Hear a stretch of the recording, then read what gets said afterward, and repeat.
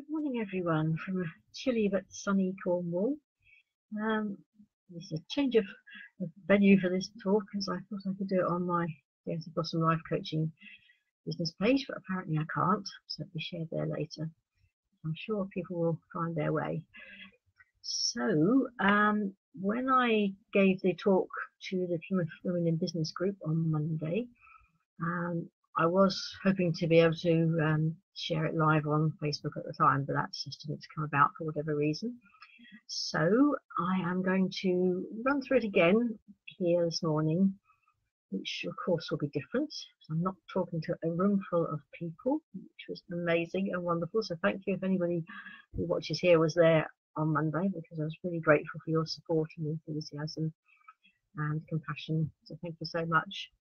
So the talk came about when I was at a conference in May where Alexis Bowater, who is the co-host of this group, was on the panel, and I asked a question about how age affects women in business.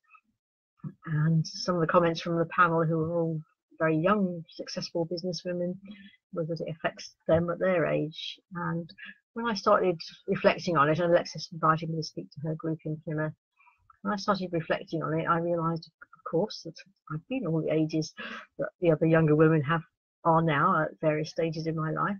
And I started my first business at 24, so I've experienced some of those things too. And I have a lot of experiences and wisdom that I've learned through my life that may be useful to share with people. So the title that came to mind and just sort of stuck was "What's Age Got to Do with It?" Bow to Tina Turner. If you like her or not, she's one amazingly inspirational woman. She was interviewed recently on television, which I found really interesting. I don't know if you saw that. So, and the subtitle is "Insights from a Lifetime in Business." And I can truly say it's a lifetime in business because I was born into an entrepreneurial family. So I feel that I was brought up in that atmosphere. My mother was one of those women who used all her skills and talents to make money for the family, because that's what people had to do in those days. And she was an amazingly talented craftswoman and artist. She was a knitter and designed knitting patterns for magazines. She painted, she made beautiful things, she was an embroideress, all sorts of things, which I've been influenced by her as an amazing role model right from my childhood. So as I said, as I stood on stage, this shawl was my gift to myself, and just a few days ago it was my 65th birthday, and I stood there and proudly shared that, saying that I'm pleased to have reached this age, and I feel so fortunate that it feels like a new era opening for me, and things that I can share with the people that I meet, and maybe help them in some of their experiences in life as they go forward. We're all different, but we also have a lot in common. And the way I wanted to run through this process was to use some of the words on my cards. And normally I use the small cards when I'm here online, such as this, which is one of the ones that came out. Because I was standing at the stage in a big room, I decided to use the ones that I have made for a trade show, which are huge, as you see, but people can see them across the room. So I haven't sorted out all the small ones that go with those, so I think I will still wave those at you during the talk. So I've just got a short prompts here. I actually put aside the detailed bullet point notes I prepared for myself and just spoke from the heart on Monday, which I'm going to do now. It's different doing it, and I feel sort of as if I'm talking to myself. I can see lots of people have joined live, which is lovely, so thank you everyone for doing that. So running back through my decades, as I decided to do, when I was about 5, like all 5-year-olds, I was connected to everything. I was connected to the wonders of the world, of the universe. I was full of life. I knew everything. Children that age know everything, don't they? They're just perfect, just as they are. Around that age, I was very ill. I had rheumatic fever, and I had to stay in bed. I couldn't walk. I didn't have the strength to walk. I had to stay in bed for a very long time. I don't have very many memories of that time. My mother used to have to carry me up and downstairs to a day bed in the daytime. And one of the very strong memories I do have, which I forgot for many, many, many years, and the memory came back to me after a while, and I will tell you the full story of that at the end of this, as I did on Monday. One of the memories was that one night when I was very frightened in the dark and awake, probably in pain. I don't remember very much. I blanked it all out, I think. I remembered hearing a voice that spoke to me, and it was very, very reassuring. So, hello Lily, thank you for my 5-year-old. We always thank you.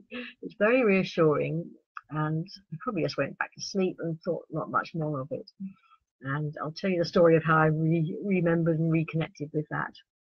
So, the card for 5-year-old self is beginnings. I waved at you earlier, and the thought, the insight is be yourself, be that 5-year-old, be that enthusiastic, loving, joyous individual that still lives within you. Each of these characters, these stages of life is still there within you, and often I've had very fruitful and healing conversations with myself at different ages, which I'm sure many of you do the same. So moving forward, as a teen, when I started school late because of that illness, and my family moved around a lot, and I always felt like the new girl and the outsider, and I was bullied a lot and just felt I didn't fit. But what that helped me do was to be self-sufficient. So the next part of it, I realised I had to be daring. You see that? Yeah. The colours aren't the same as the cards on these printouts. And I was also, the card that we had today in the other group, oops, wrong direction. I also felt at the time I was emerging, because from 5 to the age of 15, of course, I grew up. I think I was more mature than a lot of my peers in my classes at school at that age, which in hindsight was one of the sources of some of the bullying. I didn't realise at the time, but one of my very wise and kind teachers pointed out to me that a lot of the bullying was about jealousy, because I was very self-sufficient and I'd learned that skill, and I seemed different.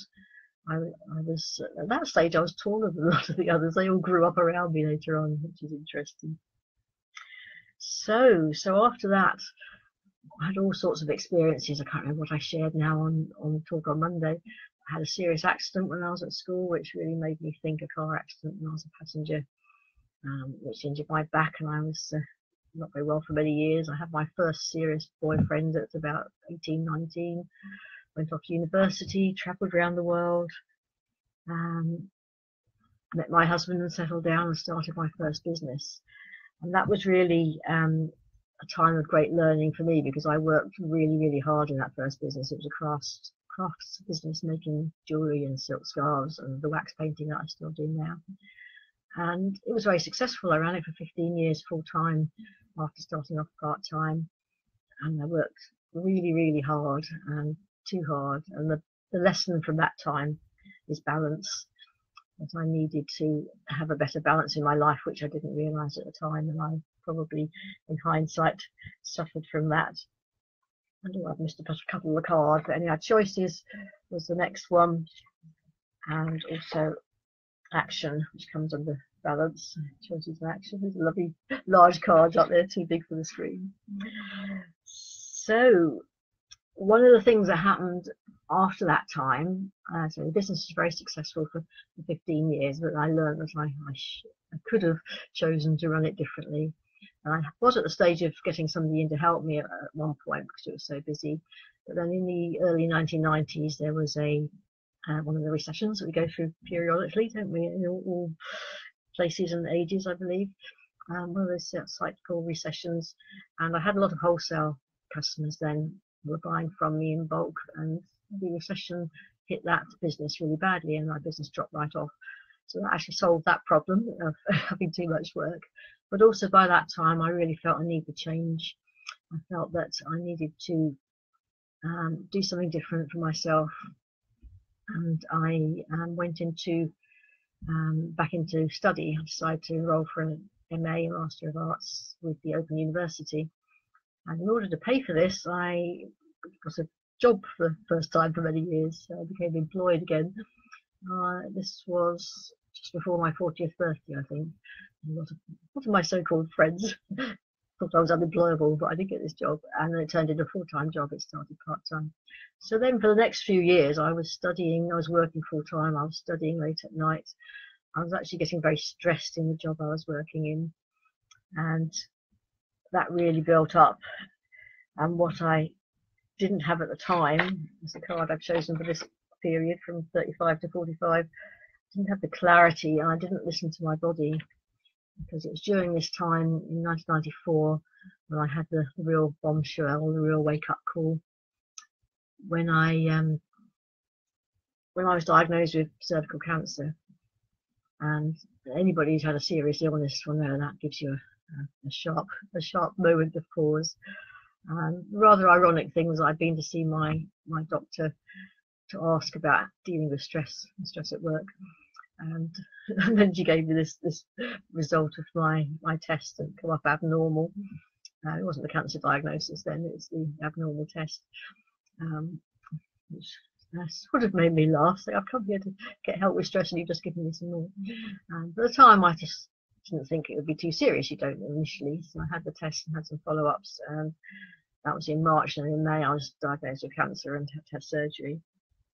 Of course, that was a big wake-up call. I had to deal with that. I went through the treatment and the processes, and I was fortunate not to have a lot of treatment.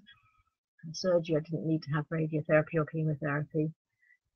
But what I was left with was a severe chronic, or firstly a very acute pain, and then turned into a chronic pain condition, which still continues now, even though it's 23 years later. Occasionally comes back, but not severely. But for many, many years, it affected my life considerably. I could work and live, and that was a big learning process to deal with that. So that part, I've got courage. I've also got opportunity. The courage part, if anybody's had a serious illness, and particularly in the sort of cancer world, the language is really tricky for people. People will say, "Oh, you're so brave," and actually, well, if you're in that situation, don't feel being brave. You're just doing what you've got to do. There's no choice. You've got to do it. And there can also be a danger of feeling blame for some of the language that was used, that almost that you should have been able to avoid it if you'd been more positive or more spiritual or more whatever it is. So it's really interesting that language can be difficult for people, which you probably have experienced yourselves. But the lesson I learned from that, the insight, was that I was strong. You are strong, everybody is in this world. Every human being is strong. You just don't know how much. Because I was speaking to the group of women in Plymouth, I remembered a catchphrase from a card that I saw years ago, and you may have seen this, and the phrase is, "Women are like tea bags. You don't know how strong they are until you put them in hot water," which made everybody smile at the group I was speaking to.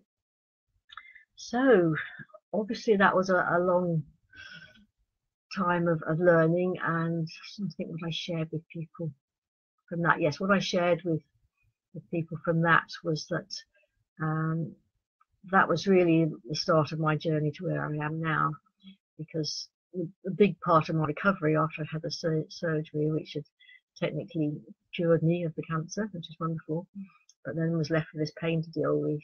My recovery started with two things. One was taking my treatment into my own hands and using complementary therapies of various sorts, rather than simply being on the medical conveyor belt, as it feels like in Western medicine. That saved my life, so I'm very grateful. And it didn't support me emotionally or spiritually in the way that I needed at the time. So when I found my way to getting that support myself, that made a big difference.